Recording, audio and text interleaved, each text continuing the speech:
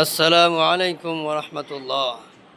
লাখো লাখো দরুদ ও সালাম আমাদের প্রিয় নবী মুহাম্মদ সাল্লাল্লাহু আলাইহি ওয়াসাল্লামের প্রতি,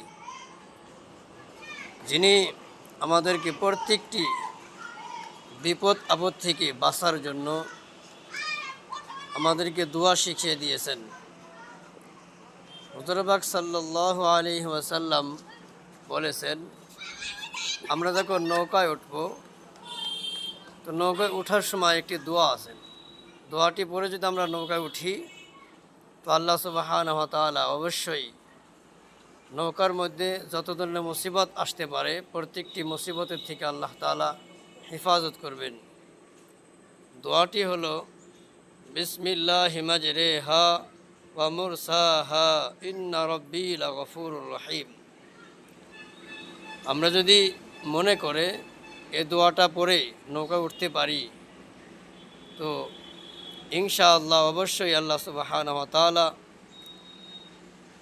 বিপদ আপদ থেকে আপনাকে হেফাজত করবেন। গতিকে আমলটি খুব কষ্ট নয়, সহজ একটি আমল।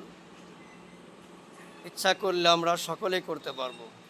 তো আজকে থেকে ইরাদা করেন যে সবাই ইনশাআল্লাহ নৌকায় ওঠার সময় আল্লাহ রসুলের মহাব্বতে বিপদ আপদ থেকে বাঁচার জন্য হুজুরের কথা অনুযায়ী এই আমলটি করবো আমরা সকলেই ইনশাআল্লাহ।